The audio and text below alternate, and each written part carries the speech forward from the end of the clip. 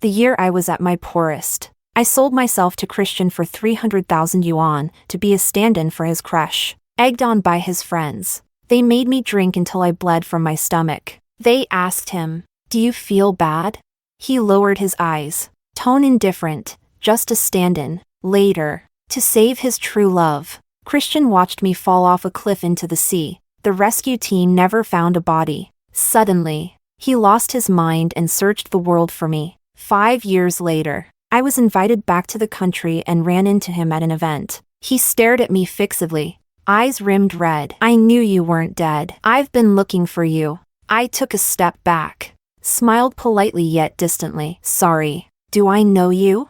Chapter 1. In Christian's eyes, I only ever had the title of girlfriend. In truth, I was just Emily's substitute, and a low-budget one at that. Who could compete with her? She was a high-class celebrity adored by all, while I came from nothing. For just 300,000, Christian bought my dignity. The day Emily returned to the country, she was trending all over the internet. Christian went to the airport to pick her up for a party. Before leaving, he only said one thing to me: "Don't wait for me for dinner tonight." I'd barely gotten into study mode when he called again. "There's a rare bottle of red in the wine cabinet. Find it and bring it to the restaurant." Sighing, I hung up the phone, found the bottle, and drove over. In the private dining room, luxuriously lit and highly discreet, everything screamed opulence. At the center sat Christian and Emily, the undeniable stars of the show. She wore a shimmering silver gown. Body leaned gently toward Christian, intimate and close. Everyone was teasing, "Emmy's finally back. You have no idea how long Christian's waited for you." I walked over and stood before Christian. "Here's the wine you wanted." I followed the label exactly.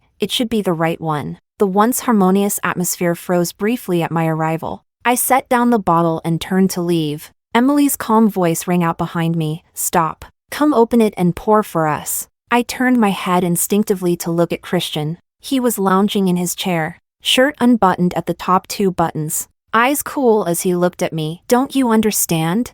"I do." I lowered my gaze. "I'll step out to grab a corkscrew." Just as I exited, Emily's sharp question cut through the air. "So this is the type of girl you like now?"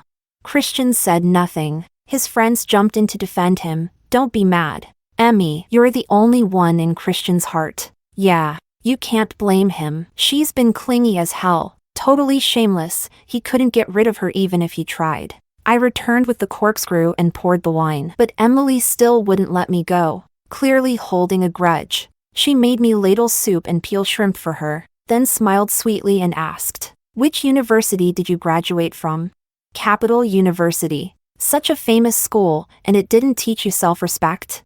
Her expression darkened. Suddenly, she raised her hand and splashed the soup across my chest, clinging to Christian like a desperate leech. "Disgusting. Do you really think you can climb the social ladder this way?" The soup soaked through my clothes, the heat searing into my skin. Christian gently held Emily's hand, soothing her softly, without sparing me a glance.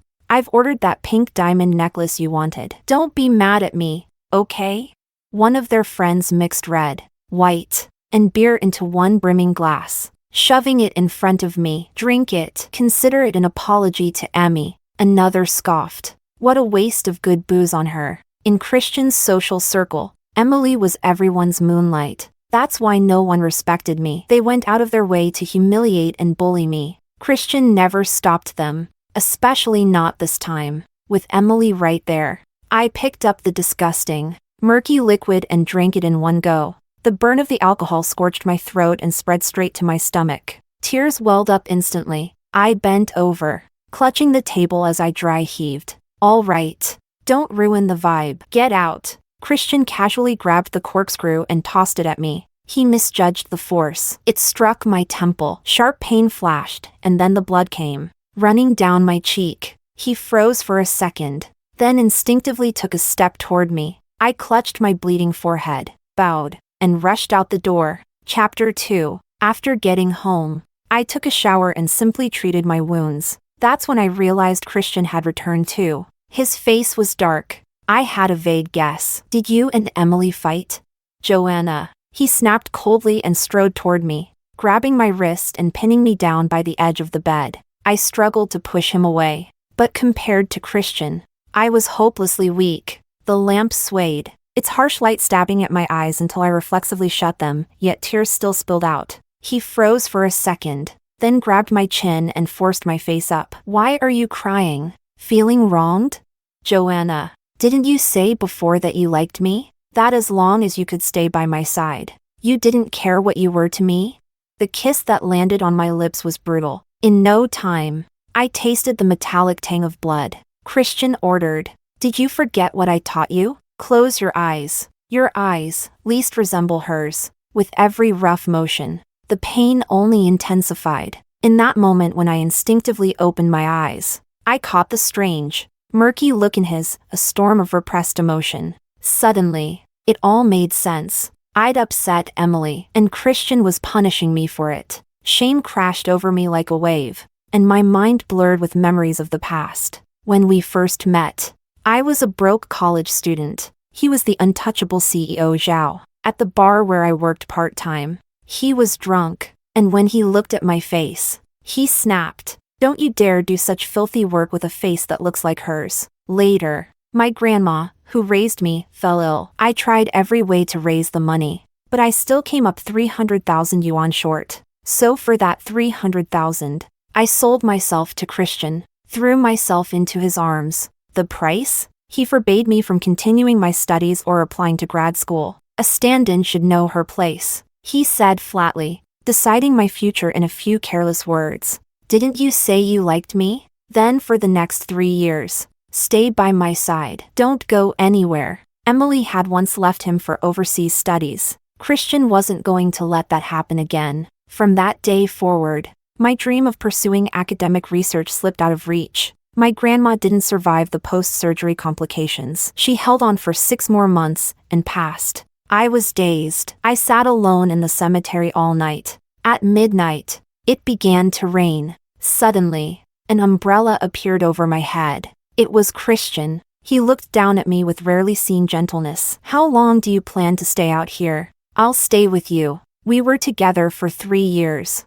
I took care of him in every possible way. And yes, in some fleeting moments, there was warmth between us. But I always knew, deep down, Christian looked down on me. One time, he was out drinking with his childhood friends. I went to pick him up, but they blocked my way. Laughing, they sized me up. "She really does look a bit like Emmy. Heard she's some top student from Capital University? Even worked on a patent project?" "Seriously? Hey, how'd you do that project?" "Huh, you're a genius, right? Why don't you show us something?" Clenching my fists, I looked at them and said, "Scientific research is serious work. It's not a game or a party trick." The man leading the teasing sneered, "Quit pretending. You talk about research. But really, it's just to sell yourself for a better price." He shoved a bottle in front of me. "Not in the mood? Then drink this. Finish it, and we'll let Christian leave with you." Christian, the whole time, leaned lazily on the couch, toying with his lighter, watching. Maybe it was the alcohol, but the usually cold man wore a faint smirk and a lazy look in his eyes. "Drink it. Let everyone see how much you can hold." I stayed quiet for 2 seconds, then asked, "If it were Emily standing here today, would you have her drink too?" That day, Christian flew into a rage. He snatched the glass and smashed it against me. "Who the hell do you think you are? You think you're even worthy of being compared to her?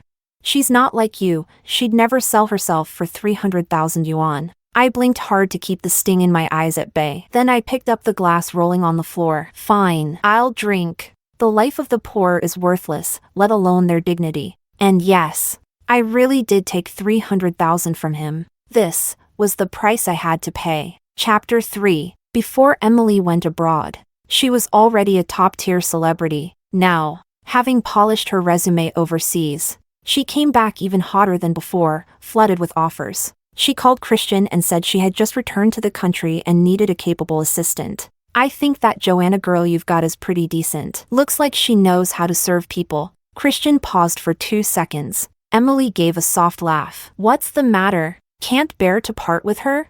"No," Christian said flatly. "If you need her, I'll send her over." And just like that, I followed Emily to the set. During a break, the second female lead, Misty, came over to chat. Sister Emmy, your assistant kind of looks like you, except the eyes. She's got that beauty mark under her eye. Honestly, gives her even more charm. Misty had originally been cast as the lead in this production, but Emily's sudden return had shoved her out of the role. She wasn't happy about it. Her words were clearly meant to provoke Emily, and sure enough, Emily's face shifted. When she looked at me, the loathing in her eyes was barely concealed. After we wrapped filming for the day, Emily suddenly said she lost her ring. I had it when we shot the lakeside scene. Must have fallen into the water. Her gaze swept over the crowd and landed squarely on me. Joanna, go into the lake and look for it. The man-made lake wasn't deep, barely reached my waist.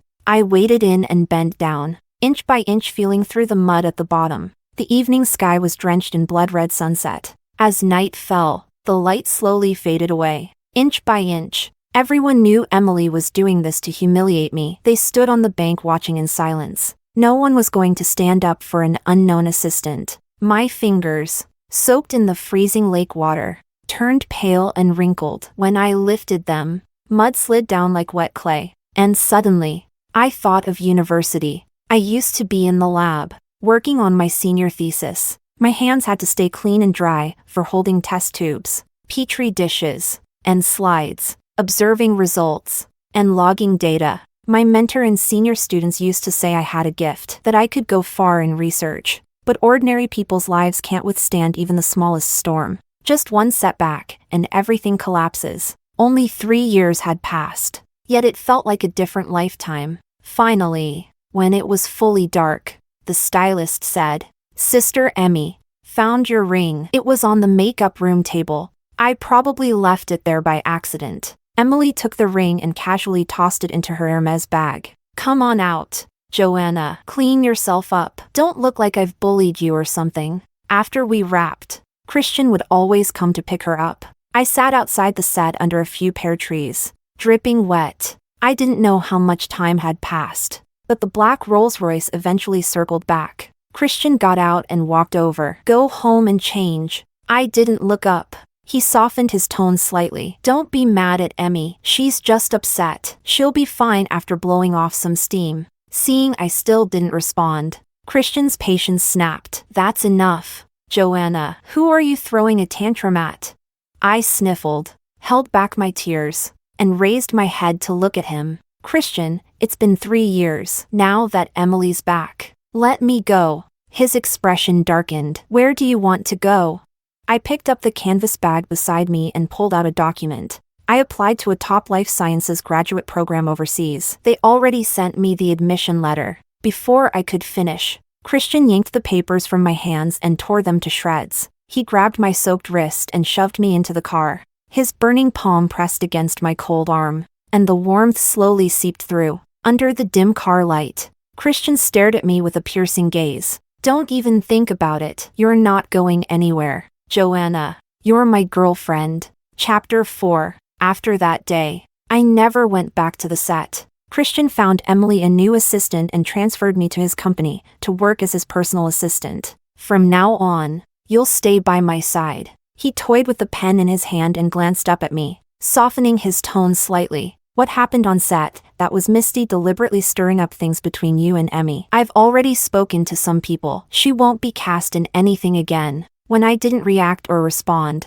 Christian's face darkened. His voice carried a warning. Joanna, don't push your luck. Was I the one pushing my luck? Misty only made a few snide remarks because her role got stolen. She wanted to provoke Emily. But the real culprit, we both knew who it was. And just because I angered him that day, he ignored the fact that I was soaked and shivering, and spent a long time in the car, tormenting me. I'd had a low-grade fever for days. Even after taking medicine, I felt groggy, too weak to argue. I only lowered my head and murmured, I understand. That evening, after Emily wrapped up work, I drove Christian to meet her for dinner. As soon as she saw me, she sneered, Christian, I don't want to argue with you, but don't bring anything that ruins my appetite. Christian turned his head and glanced at me. Wait in the car. I nodded and turned to leave. My phone buzzed. It was an email from the professor who'd offered me admission. Joanna, the acceptance letter has been mailed to you. When can you report to campus? Based on your background, I've also recommended you for the highest level of scholarship. I truly look forward to mentoring someone as gifted and hardworking as you. I cupped my hands in the air, as if doing so could catch the shattered pieces of my acceptance letter, the one Christian had ripped apart. That night, Christian didn't come home. He sent a message. I'm taking Emmy home. Don't wait up. I replied, are you staying over?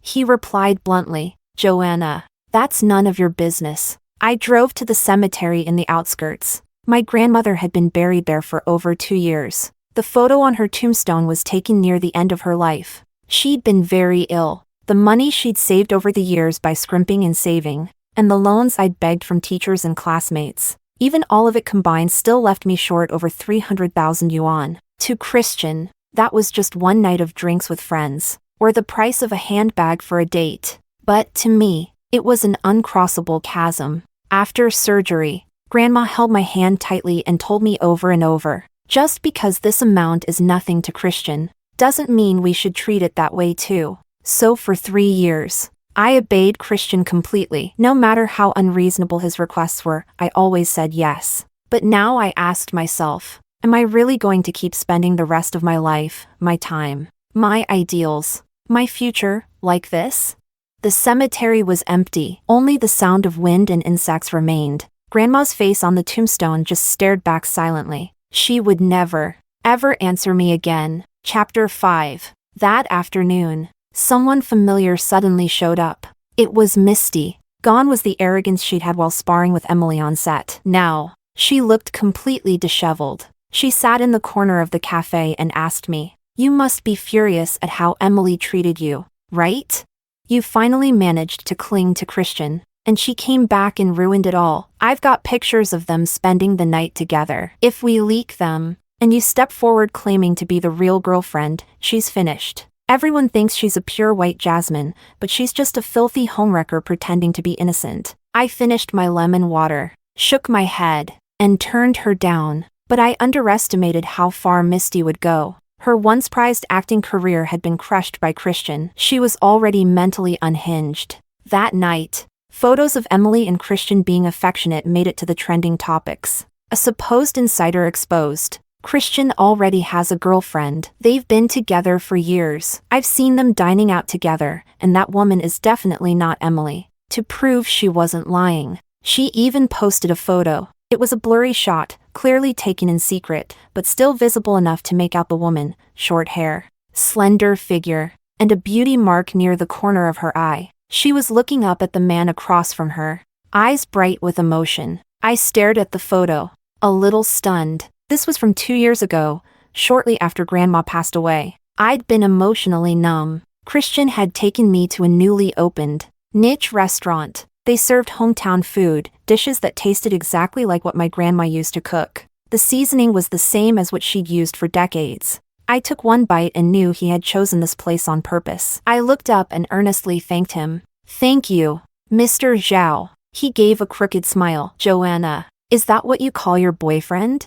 He told me to call him Christian, but I couldn't get used to such intimacy, so I kept using his full name. Only later did I find out that was exactly how Emily had called him since childhood. Joanna. I snapped out of it. Christian had stormed into the room, face grim, marching straight toward me. He raised his hand and slapped me, then grabbed me by the collar and shoved me against the edge of the table. A printed photo slammed down in front of me. It was of Misty and me sitting together in a dimly lit cafe. His voice was icy. What more do you want? If it weren't for that face looking vaguely like Emmy's, back when your grandma was in the hospital, you wouldn't have even qualified to sell yourself to me for money. And now look at you, teaming up with someone to sabotage Emmy? What kind of venomous woman are you? My cheek burned from the slap. The grip on my collar tightened around my throat. I could barely breathe. I opened my mouth and forced the words out. It wasn't me. I turned her down. Christian refused to believe me. He clamped down on my chin, scanning my face from top to bottom, like he wanted to carve the truth out with his eyes. After a long pause, he sneered, "Third-rate trash. So cheap."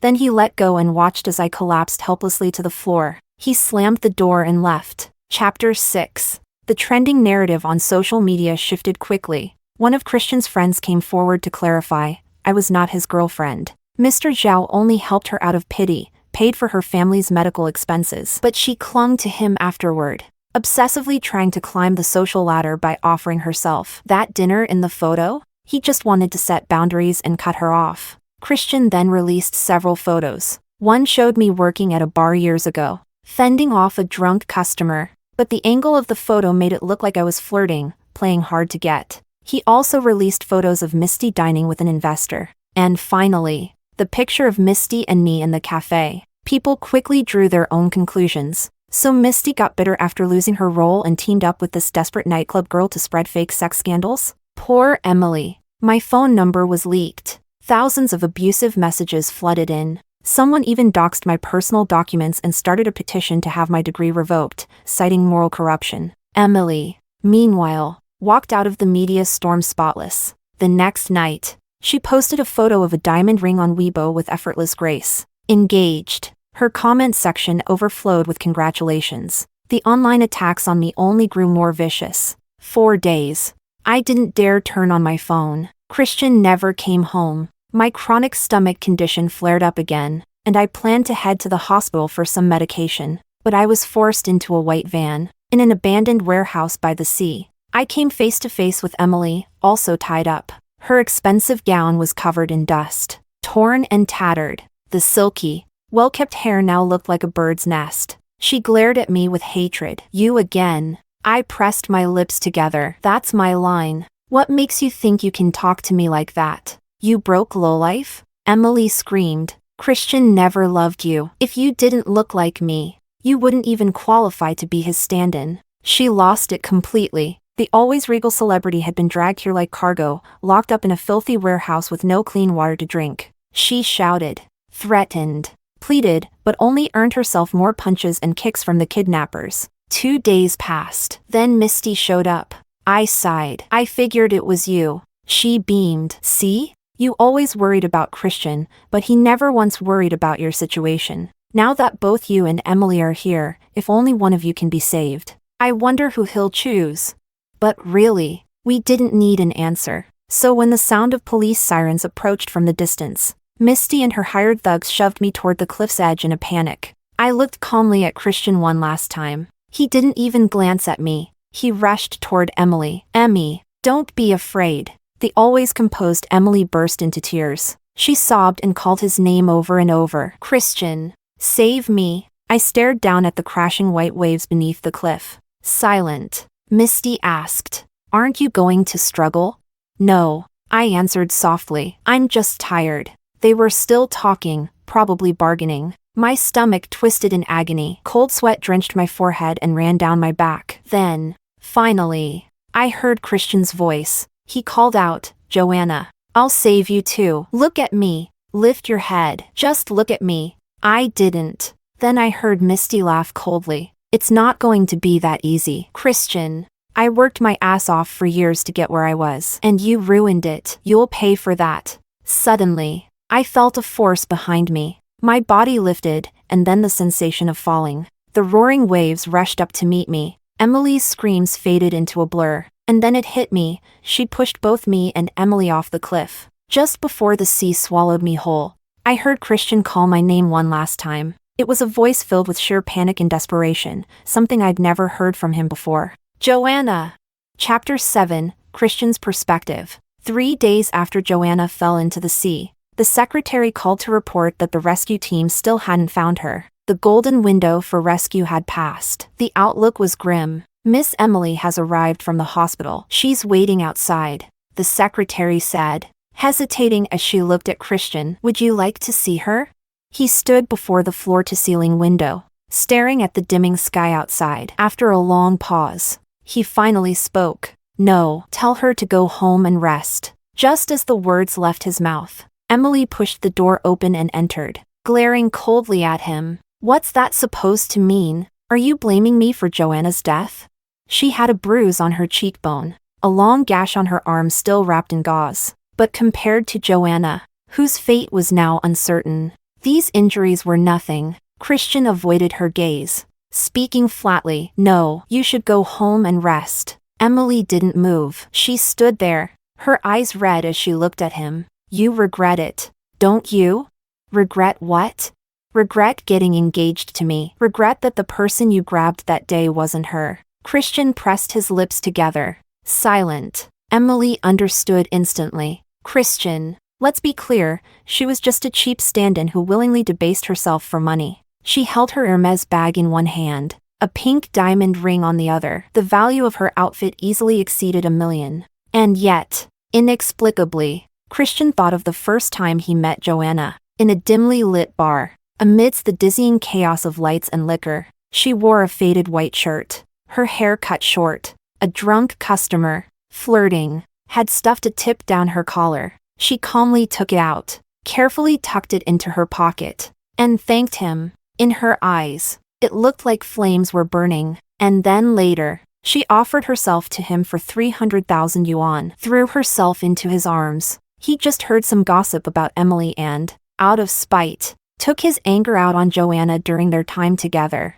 Many times when she bent her back in submission, the fire in her eyes would dim momentarily, but it never went out. Christian admitted it, at first. He looked down on Joanna. Their lives couldn't have been more different. They were from entirely separate worlds. That first chaotic night, he had all but forced himself on her in a fury. She didn't make a sound, just took it all. In the flickering, dim light, she lowered her eyes, her lashes trembling violently, as if in unbearable pain. The next morning, she asked if she could borrow some money. Just think of it as a loan. Christian felt even more contempt. None of the women he dated before had ever laid out their intentions so shamelessly, so urgently. Still, he asked, "How much?"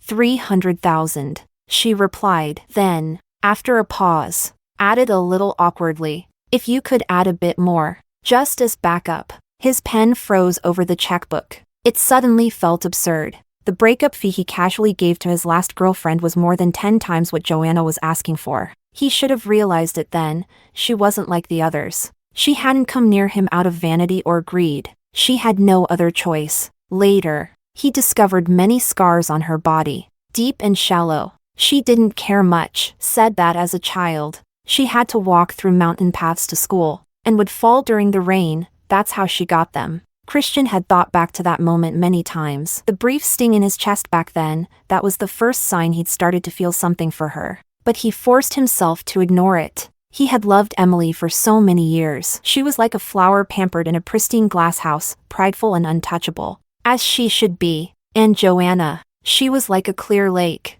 She always followed quietly by his side, enduring the deliberate torment from him and his friends without protest. The more they looked down on her, the more her bright eyes reflected their cruelty and ugliness. Christian often felt restless and uneasy, because he knew he never truly had her. She stayed only because of the debt from that pitiful 300,000 yuan. He'd caught her secretly reading when she thought he wasn't watching, always preparing, as if she might leave at any moment. The way she looked at her books, with such hunger, such fierce focus, he had never once received even a fraction of that gaze. All he ever wanted was to be held in her eyes, even if it was with hatred or disgust. So one wrong step, and another, and another. By the 10th day after Joanna fell off the cliff, everyone said there was no way she had survived. A friend told him, "Let it go. It's already come to this. No need to ruin things with Emmy over a dead woman. Besides, didn't you say yourself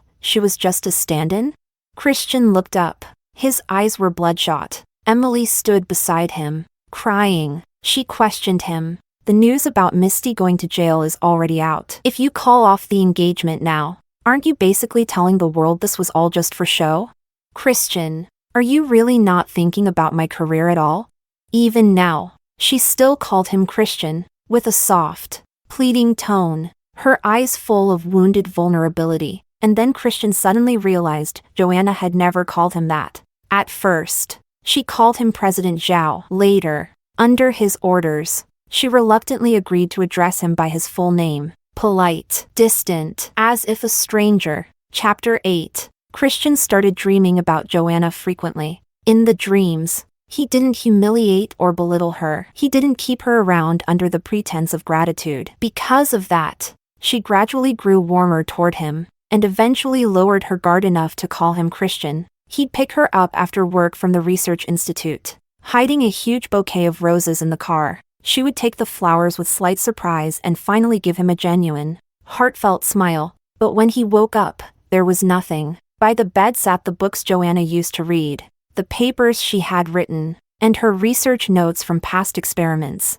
That was her world, one he had never entered. Not even for a moment. And just like that, 3 years passed. One day, during a televised press conference announcing a foreign scientific achievement, he caught a glimpse of a figure in the corner of the screen that seemed familiar. Christian shot to his feet, half believing he was still dreaming. He had someone look into it. The response came quickly. That person wasn't named Joanna, but was a PhD student in cell biology at a university overseas. It felt like falling straight from a warm, beautiful dream into cold reality. Christian stood staring silently out the window for a long time, then said, one word at a time, "She's still alive." Joanna's body had never been found, which meant, however slim, a chance of survival still existed. Christian began searching the world for her, starting from the cliff, where the ocean currents led. Who had passed through the region? Every nearby hospital, large and small. Hope would flare up again and again, only to be extinguished before his eyes. The emotional whiplash was driving him mad. 2 full years, nothing. But he still held on to a shred of hope, still waited for the day she might appear before him again. Even if it was out of hatred, out of revenge, that would be enough. The plane taxied down the runway. When the brief ear pressure subsided, I took off my eye mask and retrieved my suitcase from the overhead bin. The hotel had been arranged by the event organizers, and the venue was just downstairs. By the time I arrived, the room was already filling up with people. Tang Yu, who had collaborated with me on a previous project and knew me fairly well, came over. She said, "Did you hear? A few big-name investors are attending today. There's a business component involved." Before she could finish, a voice called out enthusiastically from nearby, "President Zhao is here too." Christian gave a slight nod. "Just here to take a look." Tang Yu turned her head and continued in a hushed, gossipy tone. "That's Christian. He used to be in the entertainment and IT industries. No idea why he's been investing in biotech and pharma these past 2 years." I smiled. "Is that so?" She nodded, continuing her gossip. "Yeah. Do you know who his fiancée is? Emily. She used to be a super popular A-list actress. Then 2 years ago, out of nowhere, she went and got plastic surgery." While she spoke, Christian and his group approached. "President Zhao, this is one of our special guests invited back from abroad, Dr. Nicole, PhD in cell biology from Michigan State University." Under the gleam of a bright crystal chandelier, Christian's indifferent gaze swept over, then suddenly froze on my face. Everyone around immediately sensed something was off, but he seemed oblivious. His eyes red as he looked at me. "I knew you weren't dead. I've been looking for you." I took a step back, avoiding the hand he tried to reach out with. "Sorry, do I know you?" The atmosphere stiffened. Eventually, a staff member came over to smooth things over, politely escorting him away. Christian sat in the VIP section, staring through the crowd at me, his gaze never wavering. Tang Yu asked curiously, "You know President Zhao?" "I don't." I curled my lips into a smile. Maybe he mistook me for someone else. The event proceeded smoothly. At the end, staff from Mingqing Institute of Life Sciences took the stage to announce their list of newly appointed honorary PhDs. My name stood out prominently. Sin Nicole. I went on stage and gave a few remarks. For a brief moment, my eyes met Christian's in midair. "For the next few years, I'll be staying in Mingqing. I look forward to exchanging ideas with my colleagues in the field." I bowed and returned to my seat beside Tang Yu. Suddenly, she slapped her thigh. "I just remembered. Nicole, before Emily's plastic surgery, you and her looked kind of alike. Maybe that's why President Zhao thought you were her?" I finally gave a sincere smile. "Maybe so." Chapter 9. After the event ended, I wasn't the least bit surprised to see Christian's Rolls-Royce parked outside the hotel. He leaned against the car, gazing at me with something like longing. "Joanna." I nodded politely. "President Zhao, A flicker of pain crossed his eyes. You hate me, don't you? Please don't think that way, President Zhao. I sighed. If there's nothing else, I'll be on my way. Don't go. He reached out, grabbing the hem of my coat. His voice trembled like a plea. That day at the cliff, it's not that I didn't want to save you. I grabbed Emily instinctively. Afterward, I sent people down to find you. They all said that cliff was steep, and your hands were tied. The odds of survival were almost zero. But that day, I saw you in the news. I glanced down at the watch on my wrist. Time was almost up. I didn't want to spend my second day back standing on a roadside listening to his emotional breakdown, so I gave a polite smile and cut him off. Sorry. I have somewhere to be, he asked. Where are you going? Just then, a bright orange Porsche pulled up beside us. The driver got out and opened the car door. Miss Nicole has already reserved the restaurant. She asked me to pick you up. Beside me, Christian's face instantly turned pale. He watched as I got into the car. Just as the door was about to close, he reached out to stop it and asked, Who is Nicole? That doesn't really concern you, does it? I tugged the corner of my lips into a smirk. My eyes flicked to the Rolls-Royce behind him, and I couldn't help but toss in one more jab. All these years and you're still driving the same car. President Zhao? Doesn't quite match your image. Even after the car had driven far away, I could still see him standing there in the rearview mirror, silent, staring at me. At the rooftop garden restaurant in the heart of the city, Abigail was already waiting. She leaned back in her wheelchair, lazily watching me. Ran into Christian? I gave her a quick rundown of what happened, and ended with a small self-reflection. That last comment might have been a bit too sharp. Too sharp? I think it wasn't nearly vicious enough. She flipped through the menu, casually ordered 2 dishes, then handed it to me. Next time you see him, say it again, word for word. Christian, you're third-rate trash. Stop acting pathetic. I leaned on the table. You really hate him. Of course I do. While you were getting your master's and PhD abroad, I was in China going toe-to-toe with him, snatching several of his projects. Every time you had a reconstructive surgery, I made sure Emily got hit with a trending scandal. She narrowed her eyes and grinned. You don't hold grudges, but I never forget a slight. The warm amber light lit up her face, her eyes gleaming, her expression razor-sharp. The first time I met Abigail, she was just like this. Disabled from the waist down, confined to a wheelchair, but without even a hint of defeat. She smiled and said to me, I'm the one who had you pulled out. Smart girl. You cut the rope yourself just before being thrown over, but left just enough of it intact so no one would notice. Right now Christian's rescue team is scouring the sea for your body. If it weren't for my yacht happening to be nearby, how long would you have had to swim?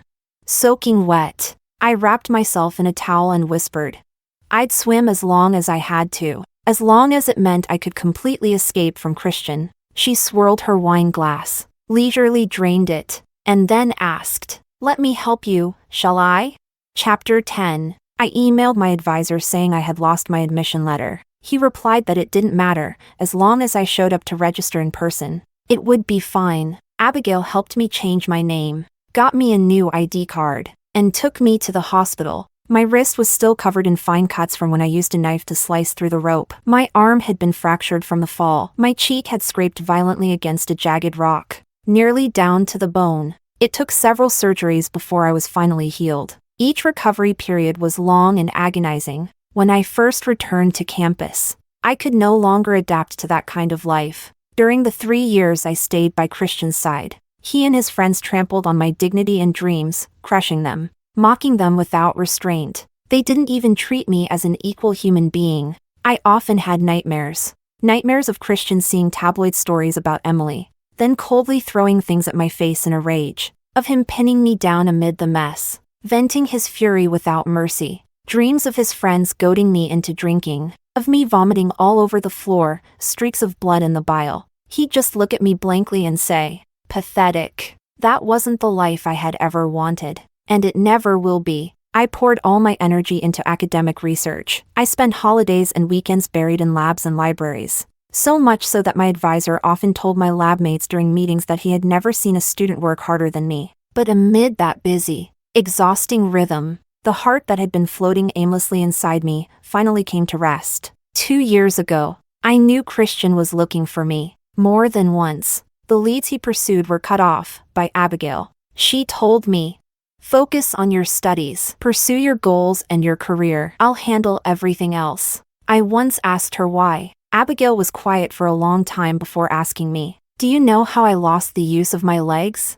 She's 10 years older than me. She too had dreams when she was young, but her parents passed the family business to her brother, and when the company ran into trouble, they tried to force her into a marriage alliance to save it. In the end, she said with dry sarcasm, "If the company needs me to be sacrificed to survive, then it's better off letting me run it myself." Her legs were broken when her furious brother pushed her down the stairs. That night, we sat face to face on the balcony. She placed her hand over mine and let out a soft sigh. "If only I'd met you earlier. Then maybe you wouldn't have wasted 3 precious years of your life on him for a measly 300,000 yuan. This time returning to the country, I carried a patented project with me. The research institute offered me a 900,000 yuan annual salary. That number was once unthinkable to the desperate young Joanna from 5 years ago. But now, I calmly accepted the offer, signed the contract, and bought a bottle of wine to celebrate with Abigail.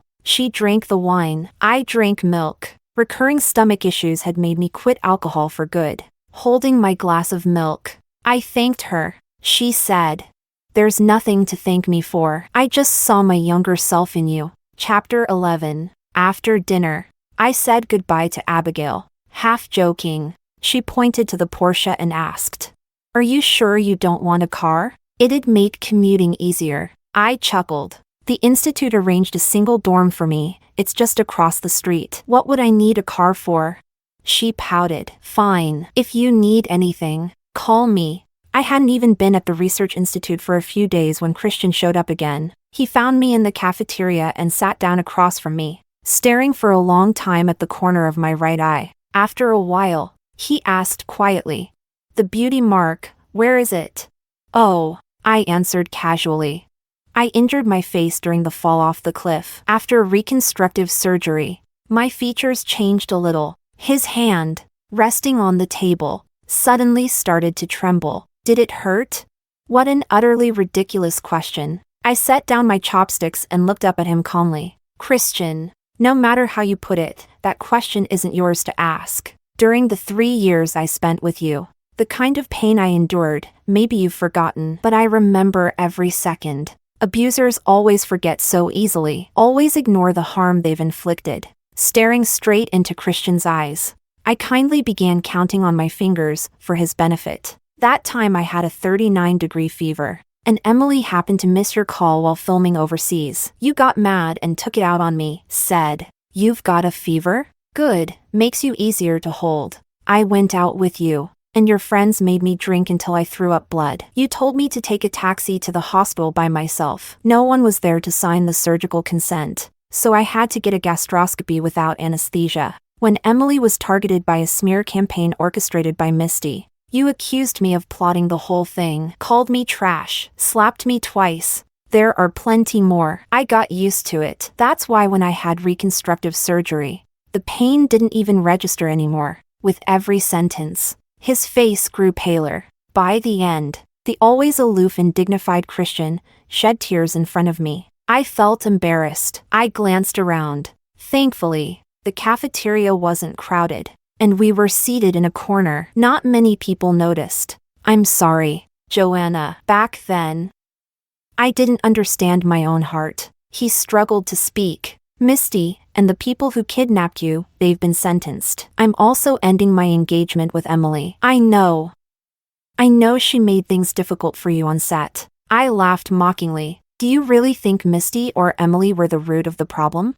Deep down, Christian, you know the truth. The distance between countries is not some insurmountable chasm, especially not for someone with your resources. If you truly loved Emily, you could have visited her abroad, hell, moved there for a few years. There were 1,000 ways to be with her. But you didn't love her that much. You just couldn't stand being alone, so you always needed someone at your side. But you also thought too highly of yourself, looked down on the people you kept close. That's why you had to humiliate them, to satisfy your ego. He stared at me, speechless. In the end, all he could do, eyes red, was say, "But Joanna, I love you now. I know I've done terrible things to you. Give me a chance. I'll love you with everything I have. I'll make it up to you." I sighed. He really was beyond saving. You already have so much, and you still waste it all on empty love and hate. Don't you see? I never liked you, never gave you a single ounce of affection. I stayed by your side willingly.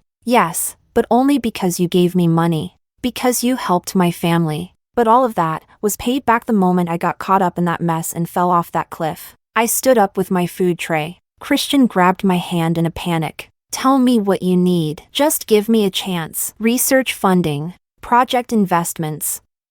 I'll even build you a private lab, set you up with your own institute so you'll never be constrained again. Okay?" Unbelievable. Don't be pathetic. Christian. I completely lost my patience and yanked my hand free. Soup from the tray splashed all over his expensive suit. I pressed my lips together, looking at him coldly. "How much is the dry cleaning? Have your assistant bring the receipt to the institute. I'll reimburse it." Soaked, disheveled, utterly defeated, he looked like a stray dog. The light in his eyes dimmed completely. I left him not a single scrap of dignity. Chapter 12. A few days after Christian left, Emily came to find me. She glared at me with near hatred. "I thought you were dead. All these years." He kept trying to call off our engagement, but I refused every time. "So he punished me. He'd get drunk and call your name over and over. Said the one he really loved was you. Joanna, what gives you the right to have me as your substitute?" I looked at her, her face surgically altered beyond recognition, her exhaustion barely concealed in her eyes, her agitation like that of a cornered animal. And for some reason, I suddenly thought of the way she had been when she first returned years ago. High and mighty, worshipped by all, ordering me to pour her wine, serve her soup. One offhand comment from her, and I had to wade through a freezing artificial lake, searching for a ring that never existed. And after all the twists and turns, she too had been ground down to this. Seeing me remain calm and composed, Emily suddenly snapped. She stood abruptly, eyes burning into me. "Why did you come back? If you left, you should have stayed gone. Do you know what happened the moment you showed up again? Christian said he was calling off the engagement no matter what.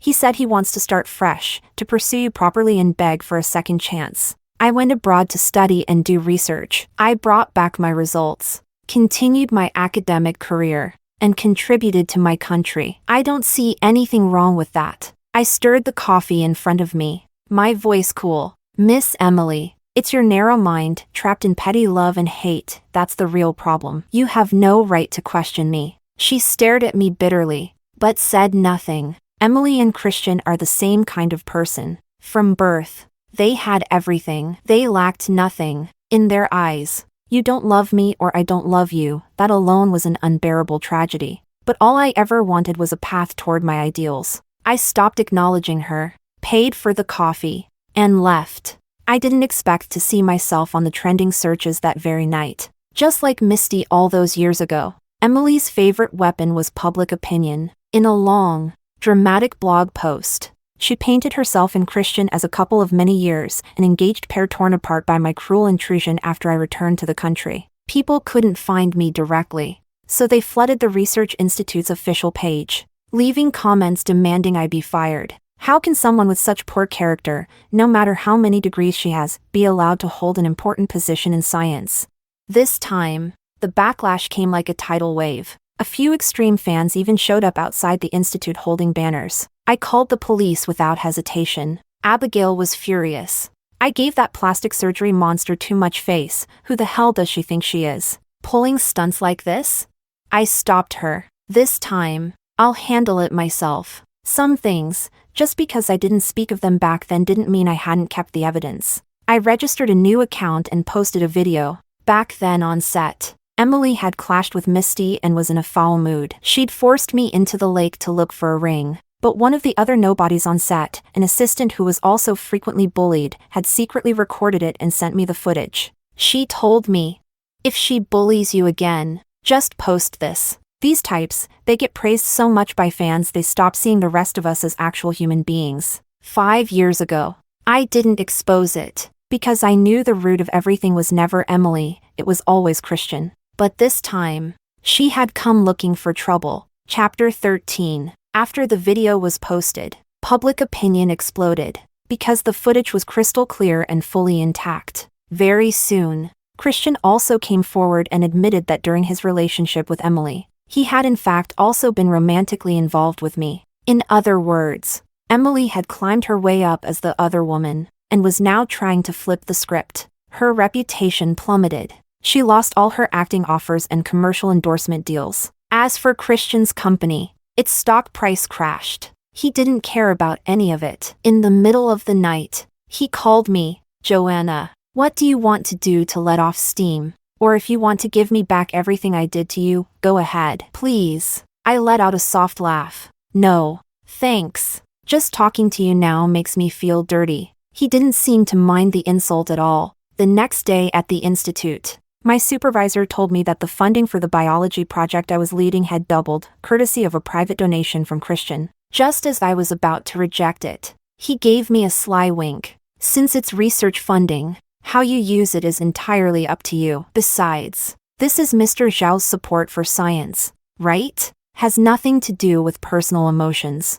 Cunning old fox. I smiled and accepted the offer. Christian began driving over to the institute every day, waiting outside. Even though I ignored him, he didn't seem to care. That afternoon, he even brought along a few of his old friends. A group of sharply dressed men stood at the entrance, bowed to me, and said, "We're sorry. There had been some issues with our recent experimental data, so I was already in a foul mood." The curious stares from coworkers and passers-by only made things worse. I finally lost my temper. "Christian, are you seriously insane?"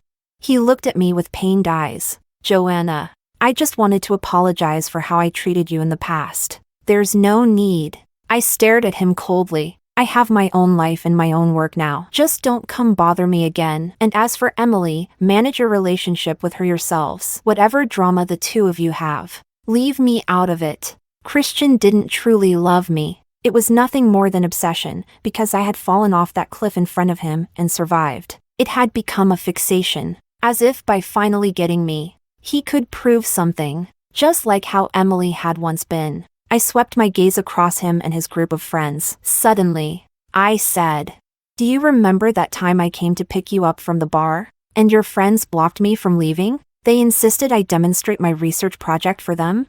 I heard from Professor Su that you donated to the project I'm currently working on. Well then, you're very welcome to bring your friends to the lab. You can watch how I log data and advance our research in real time." After 8 years, those mocking jeers were finally returned to them in the most direct, unapologetic way. Christian looked at me in anguish, his eyelashes trembling, unable to speak. As dusk settled in, the red glow of the sky faded bit by bit. Autumn winds scattered the fallen leaves, swirling them gently between us. Christian and I stood face to face, no longer in the old dynamic of begging and submission. He took a deep breath and asked with difficulty, "If back then, when we first met, I had treated you with equal respect, if I'd simply lent you the money you needed without interference, let you pursue your graduate studies freely, do you think you might have fallen for me?"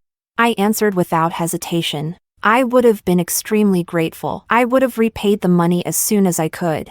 And in the future, I'd help you however I was able. As for falling in love, that had never been one of my life's options. Chapter 14. For a long time, I didn't see Christian again. The next time I heard about him, it was on the news. Emily's life had taken a sharp downturn. Her family stepped in, pressuring Christian to marry her. Christian refused no matter what. Feeling suffocated, he went out for a drive to clear his head. While on a mountain road, his brakes failed, and he went off a cliff. By the time they pulled him from the wreck, he was covered in blood and already in a deep coma. The police conducted an investigation and, in the end, the trail led back to Emily. She confessed. "Yes, it was me. He came after me first. Why should he throw me away for some poor knockoff?" Once celebrated and idolized, Emily had now fallen into the mud. She completely lost control. If I'm miserable, then there's no way he gets to walk away unscathed. Some of Christian's old friends came to find me. They wanted me to visit him in the hospital. I refused without hesitation. I really don't see the need for that. One of them glared at me, angry. Do you even know what Christian has done for you? Oh, I do. I smiled. You mean like bringing me to your parties so you all could get me drunk and mock me? Or how he released misleading photos to the media just to paint me as a homewrecker and slut-shame me, for Emily's sake?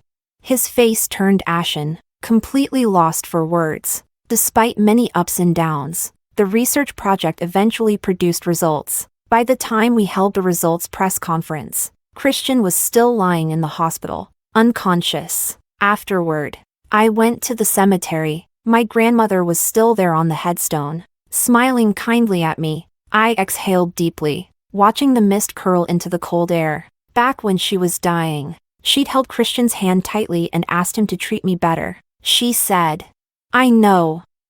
Joanna borrowed that 300,000 from you because of my illness. It was my fault. Please don't blame her. She's been through so much over the years." Her bony hand, clenched tight, bulged with veins. Her voice was getting weaker and weaker. "Be good to her." Christian had paused for a long time, then gave a simple reply, "Okay." Only then did my grandmother close her eyes in peace. I clung to her body, too numb to make a sound. I just cried and cried. At some point I looked up and saw Christian frowning, wiping his hands with a disinfectant wipe. He had never respected me, and he certainly had no respect for the poor, those who suffer and fight to survive in this world. But now, it was his turn. My research results are already being put into use, and soon I'll be working on the next project. Maybe one day, I'll go down in history as a renowned biologist. When that day comes, you'll be proud of me too, right? Leaning against her gravestone, I talked to her for a long, long time, until the sky turned fully dark, and I stood to leave. Abigail was waiting for me at the entrance. She had even instructed the driver to bring a black car to pick me up. Once inside, the warmth began to return to my frozen body. She asked, "Now that Christian's lying in a hospital bed and it doesn't matter anymore, do you want to change your name back?"